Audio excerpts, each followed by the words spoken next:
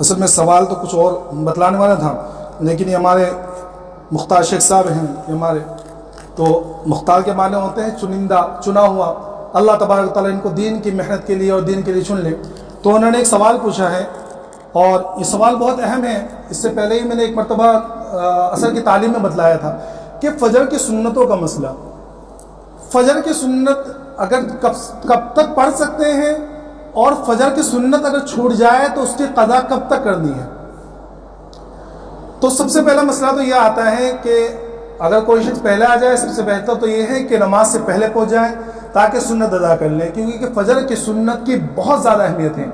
अल्लाह के रसूल सल्लल्लाहु अलैहि वसल्लम ने फरमाया कि फ़जर की 2 सुन्नत मेरे नज़दीक दुनिया और दुनिया के अंदर जो सारी चीज़ें तमाम से ज़्यादा मेरे नज़दीक महबूब फ़जर की 2 सुन्नतें हैं।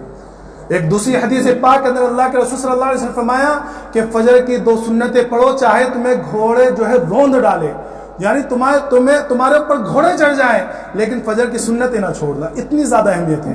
इसलिए फ़ुक़हा ने लिखा है कि अगर कोई शख्स इस हालत में आए कि इमाम नमाज के लिए खड़ा हो चुका हो, या आए और 1 मिनट बाकी है, या इमाम नमाज शुरू कर चुका हो, तो देखो अगर कोई शख्स नमाज का पाबंद हो ना, तो उसको अपने इमाम के बारे में इतना तो मालूम होगा कि इमाम साहब फ़जर की नमाज कितनी देर में करते हैं। जैसे हमारे यहाँ जो इमाम साहब हैं तो वो फ़जर की नमाज जो है आमतौर पर उनकी 9 मिनट 10 मिनट की होती है, और नॉर्मली मैं कहता हूँ कि हर मस्जिद के अंदर इससे कम की कहीं नहीं होती होंगी, ज़्यादातर 9-10।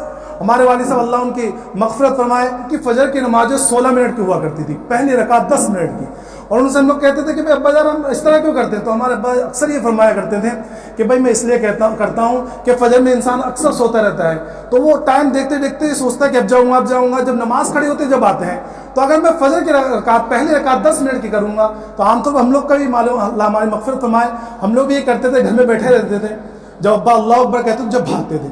अब भाग कर 2 मिनट में वज़ू किया, अब बचे 2 मिनट, उसके बाद फ़ौरन नमाज़ पढ़ी, तो हमारा वज़ू कर और उसके बाद जो है हम 2 रकात सुन्नत पढ़ लेते थे, उसके बाद हम पहली रकात में शरीक हो जाया करते थे। तो हमारे अब्बा जान तो 16 मिनट में नमाज करते थे, लेकिन नॉर्मली हर जगह कम से कम 9 से 10 मिनट तो लगते ही। तो अगर हम आए, हमने टाइम देखा, तो हमको अगर हमें ये समझ में आए कि हमें इमाम के दूसरी रकात का रुकू, बल्कि बाज़ फ़ुक़हा ने एहतियात के पेश नज़र ये कहा है कि अगर दूसरी रकात का कायदा मिलने, यानी दूसरी रकात का तशहुद मिलने की उम्मीद भी हो, तो पहले अपनी 2 रकात सुन्नत अदा करें। बात समझ में आ रही है कि अगर आखिरी रकात यानी दूसरी रकात का कायदा अखीरा मिलने की उम्मीद हो कि मैं अपनी 2 रकात अदा कर इमाम के साथ में कायदे में शरीक हो जाऊंगा, तो पहले वो 2 रकात सुन्नत अदा करें। लेकिन कोई शख्स देर से पहुंचा तो अब क्या करे, उसको ये मालूम है कि अगर मैं नमाज पढ़ूंगा तो मुझे जमात मिलेगी नहीं सिरे से, तो भाई पहले अपनी नमाज जमात के साथ पढ़ ले, क्योंकि जमात की अफजलियत ज़्यादा है, जमात की फजीलत ज़्यादा है। तो पहले इमाम के साथ नमाज में शरीक हो जाए।